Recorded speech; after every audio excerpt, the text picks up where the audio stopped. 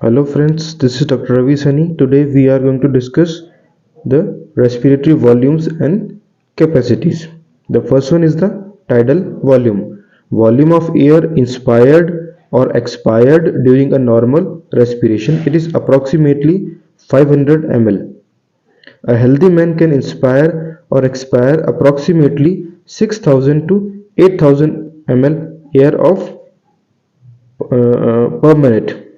सो जो tidal volume है, हम जब एयर इंस्पायर और एक्सपायर करते हैं ड्यूरिंग नॉर्मल रेस्पिरेशन, तो 500 ml के अप्रॉक्सीमेटली जो एयर है वो या तो इंस्पायर होती है देन एक्सपायर होती है.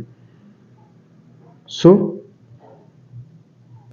1 मिनट के अंदर 6000 ml और 6 लीटर टू 8 लीटर जो एयर है वो एक हेल्दी मैन इंस्पिरेशन या एक्सपिरेशन में लेता है या बॉडी से बाहर निकालता है. The second one is the inspiratory reserve volume. Additional volume of air a person can inspire by forcible inspiration. This averages 2500 ml to 3000 ml.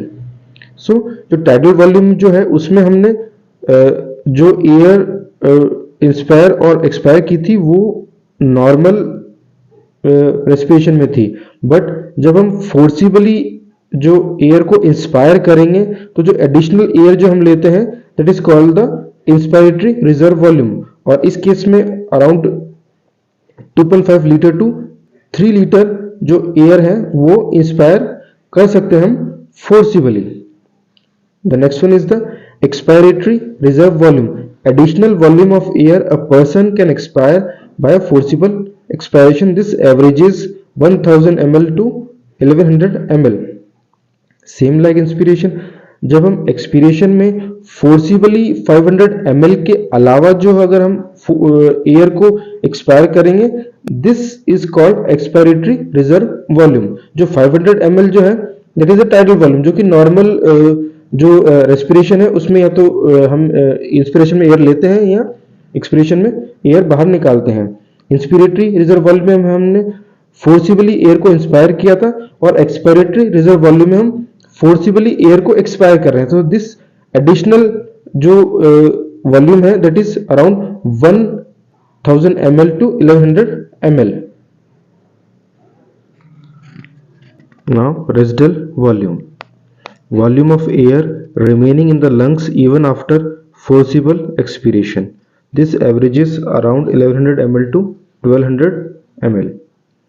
So normal breathing में जो हमने एयर को इंस्पायर और एक्सपायर किया that is called tidal volume. और अगर forcibly हमने air को एक्सपायर किया then it is called expiratory reserve volume. और उसके बाद में भी अगर कुछ एयर हमारे लंग्स में रिमेनिंग होती है, this remaining volume is called residual volume and it is around 1100 ml to 1200 ml. By adding up a few respiratory volumes described above, one can derive various pulmonary capacities which can be used in clinical diagnosis. So जो भी हमने different residual volumes पढ़े, इनसे हम various pulmonary capacities को derive कर सकते हैं जो कि क्लिनिकल डायग्नोसिस में हेल्प करती हैं. So the first one is the inspiratory capacity. Total volume of air a person can inspire after normal expiration. So एक नॉर्मल एक्सपीरेशन के बाद में जो हमने एयर को इंस्पायर किया तो टोटल जो एयर कितना इंस्पायर हो सकती है it is called inspiratory capacity. So the formula would be tidal volume plus inspiratory reserve volume. In case of expiratory capacity, total volume of air a person can expire after normal inspiration.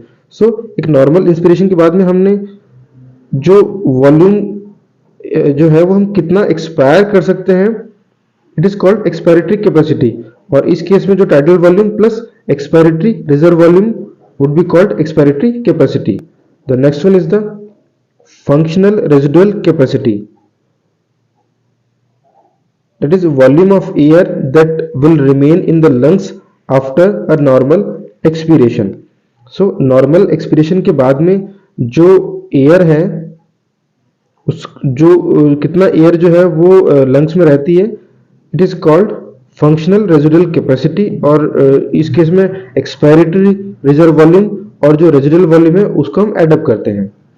The next one is the vital capacity, the maximum volume of air a person can breathe in after a forced expiration. So forced expiration के बाद में जो maximum volume है वो inspire किया जा सकता है, it is called vital capacity.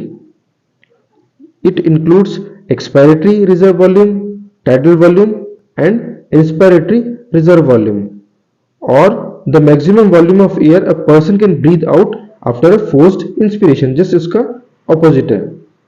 so forced inspiration के बाद में कितना एयर ब्रीथ आउट किया जा सकता है, या फिर फोर्स एक्सपिरेशन के बाद में मैक्सिमम जो एयर है वो इंस्पायर किया जा सकता है, it is called vital capacity.